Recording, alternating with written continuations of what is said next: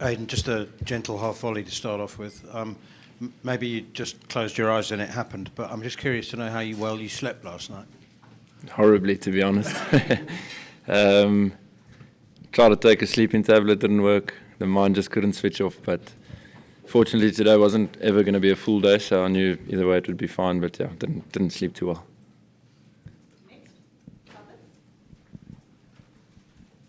Well played, Aiden, and many congratulations. Can you tell us about those tears last night when you got to your 100?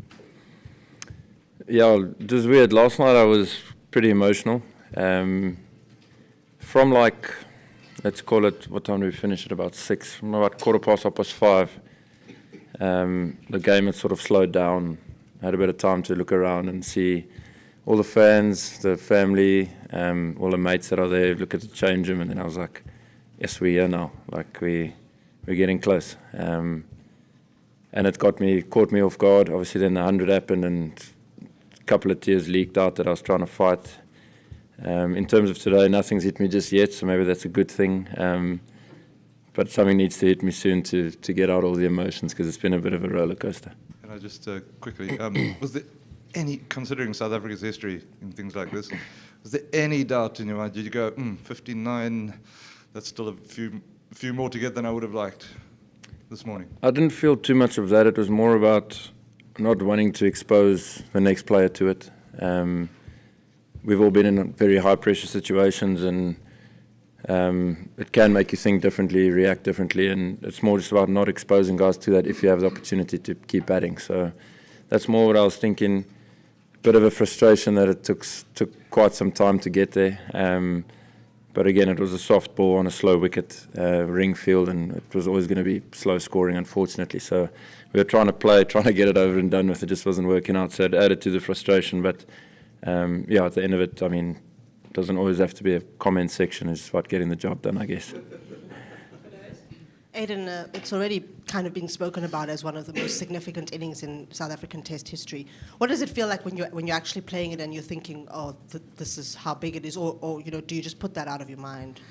Yeah, I wasn't thinking about it, to be fair. I thought a lot about the T20 World Cup last night and how hopeless I felt sitting on the side after getting out. And I was like, I don't want to sit there again. So it just gave me a bit of motivation to make sure I stay at the crease if I could. But never once thought about the achievements and what would come with it. It was always about just trying to get the job done and trying to win. Sorry, I was just checking out the piece. Just Aiden, you just spoke about the T20 World Cup, and just looking at your test cap, it's faded. I guess it's a sign of the blood and sweat and tears that you put into it too. For South Africa's first world title to be a test title, that too at Lords against Australia, what does that mean to you? Yeah, it's as big and as tough as it gets. So all the questions that have been asked in the past have fortunately now been answered. The test one was always going to be, in my opinion, the toughest one. It's many days of playing good cricket, whereas in a T20 or even one-day cricket nowadays, you just need one person to really put their hand up on the day and you can get a win. So it was always going to be the toughest. It was always going to be a full sort of team effort to get over the line, and guys chipped in exactly when they needed to. Something small like Vian Mulder's partnership last night or yesterday, that's huge to take this thing out of the new ball. And then Temba's, both his knocks were massive. So it's not always about the massive milestones, but those guys that take the edge out of the game and get us ahead of the game and get us comfortable, it makes a big difference in finals, I feel. Aiden, obviously you would have been upset that you went out late on, but as you're walking off and people are chanting your name and it's a standing ovation at Lords, and you know in the back of your mind that it's more or less job done, are you able to kind of pause for a second and take that in? That must be an incredible feeling. Yeah, I wish I could have. Yeah, that's me being me. When I get out, I'm always angry, so I wish I could have, but at least looking at the building in front was pretty special. And then naturally the World Cup was incredibly special. So at least there's one or two memories from that. I think Temba's said on BBC that the word sort of choke or chokers being used out there a little bit. Like, was that a motivator to sort of put that to bed and now perhaps not have to hear that anymore? I mean, it'll be great to not have to hear it again, that's for sure. In terms of it motivating you, I mean, there's always going to be external things that can motivate you, but it's not your sole purpose for playing. So to have got the job done and to literally have got the job done and to get rid of that is quite a big thing for this team, I feel. Aiden, just wanted to ask you about the partnership with Temba, and with that hamstring injury, Ashwell said there was a discussion going on, and can you tell us take us inside what you were saying about wanting Temba to be out there and how that affected the way you batted, and just generally a word on the captain and how he played out there. Yeah, both his knocks were huge. To see his hammy go was obviously a bit worrying. But then we got to tea, I think it was, and we chatted in the change room, and he said he feels like he can still keep going. But he wanted to know from my side if the twos that are becoming ones would affect me. So I said there's no chance. It's about a partnership, staying out there for long, getting the ball even softer, even older, because that's obviously when batting became a lot easier. And that's exactly what he did, and he still actually managed to run twos and threes. So I think there was a lot of adrenaline there, but a lot of leadership and character that he showed. And again, those maybe not the big numbers, but the ones that really make a difference, and that was Temba in this game for us. Aiden, your record against Australia is quite remarkable, your highest average. Is that a figure that you're aware of, and what do you put that down to? No, it's not. I'm not sure about the figures, but yeah, I think the Australians and South Africans are pretty similar, and they play the game in a similar way. Play the game hard, play the game to compete, play the game to really win, and I think it, as well as for them, but very much so for us, brings out the best in us. So it's just a battle, it's just competition, and two teams that really don't have any interest in losing. So I think it brings out the best in a lot of cricketers, and not just myself, but quite a few of the players in their team and in our team. Plenty of people in the ground and watching the game will have worries about the health of Test cricket, and maybe worries in particular about the health of it in South Africa, given how few games you guys have scheduled, how short your series are getting. After a week like this and an achievement like that, what feelings and what message do you have to communicate to the people who run the sport about how much the format means to you? Yeah, it's always been my most important and most favourite format.